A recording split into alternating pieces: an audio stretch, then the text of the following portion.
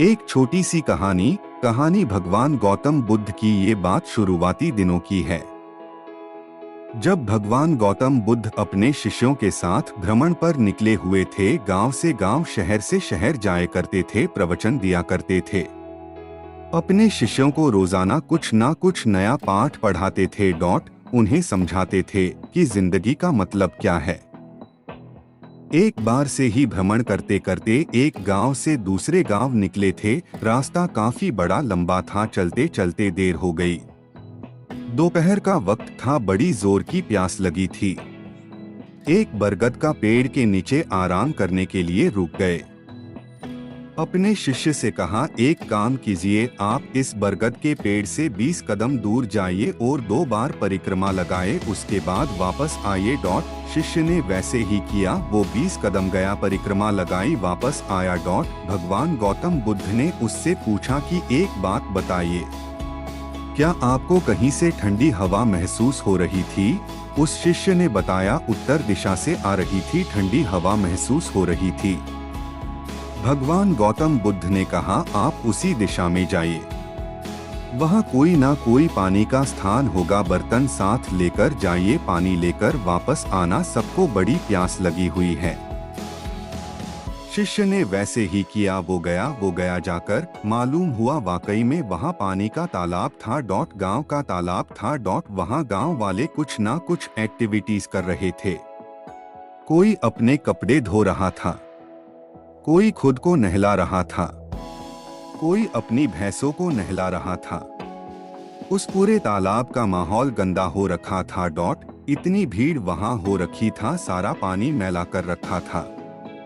उस शिष्य को उन लोगों पर गुस्सा आया, ये नहाने की जगह है, कपड़े धो रहे यहाँ पर, भैंस नहला रहे यहाँ पर, पूरे तालाब का पानी गंदा कर रखा है, स्वच्छ नहीं रख सकते। सब कुछ अपने मन में कहने लगा, गुस्सा करने लगा, क्योंकि उसको अपने गुरुदेव के लिए बर्तन में पानी ले जाना था। बहुत देर उसने सोचा, क्या करूं क्या ना करूं। कुछ देर बाद एक गांव वाला आया, उसके साथ और भैंसे भी उसने तालाब में उतार दी और पानी गंदा हो गया। उसको चाह करके भी कुछ नहीं बोल पाया, क्योंकि गुरुदेव ने सिखाया था शांत रहना। वो शिष्य वहां से वापस आया, वहां जहां बरगद के पेड़ के नीचे, जहां भगवान गौतम बुद्ध अपने और शिष्यों के साथ बैठे थे, और आकर के माफी मांगी, मुझे माफ करें भगवान, मैं आपके लिए पानी लेकर नहीं आ पाया। उन्होंने पूछा, क्या बात हो गई? वो फिर से जो गुस्सा अंदर भर के बैठा था उसने वो निकाल दिया। वहाँ तो हाल बेकाल हो रखा है, कोई नहा रहा है, कोई कपड़े धो रहा, कोई भैंस नहल रहा है, पूरे तालाब का पानी गंदा कर रखा है। वो गंदा पानी आपके लिए कैसे ले आता? आपको गंदा पानी कैसे पिलाता? भगवान गौतम बुद्ध ने कहा, शांत हो जाओ, यहीं हम थोड़ा देर रुकेंगे, फिर आगे बढ़ेंगे। भगवान गौतम बुद्ध ने अपने शिष्यों के साथ बरगद के नीचे थोड़ी देर विश्राम किया। घंटा 2 घंटा बीत गया। बाद में फिर से उसी शिष्य से कहा, एक काम कीजिए, फिर से उसी दिशा में जाए, उसी तालाब में जाए, बर्तन लेकर जाएगा, एक बार पानी भर कर लाएगा, अब पानी पिएगे। उसे समझ में नहीं आया कि ये लॉजिकल सी बात है।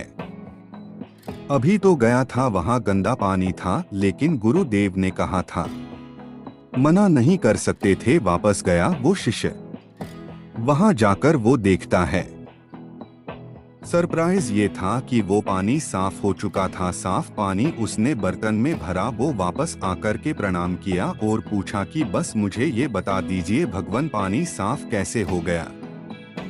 गौतम बुद्ध ने कहा, जब सारे लोग वहां से चले गए, अपने जानवरों को लेकर के चले गए, तो अपने आप जो गंदगी ऊपर आ गई थी, वो सारी मिट्टी नीचे बैठ गई और पानी तो पहले भी स्वच्छ था। मैं वापस से स्वच्छ देखने लगा।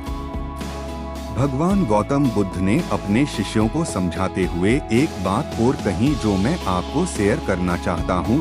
बात बहुत जरूरी है। ये कहानी उस तालाब की नहीं, उस पानी की नहीं, हमारे दिमाग की है। हमारे दिमाग में कई बार ऐसा होता है कि बहुत सारी चीजें चलने लगती हैं, नेगेटिविटी हम पर हावी हो जाती है। जैसे उस तालाब में गंदगी आ गई थी। उस शिष्य ने कुछ नहीं किया, सिर्फ वक्त दिया। भगवान गौतम बुद्ध ने कहा यहाँ विश्राम करेंगे। घंटा 2 बाद फिर उस शिष्य को कहा वापस जाइए, फिर पानी भर कर लाइए। कुछ नहीं गया, कोई प्रयास नहीं किए, अपने आप वो गंदगी नीचे बैठ गई। वैसे हम माइंड में जब नकारात्मक सोच हावी हो जाए तो कुछ नहीं करना, अपने आप को टाइम देना है।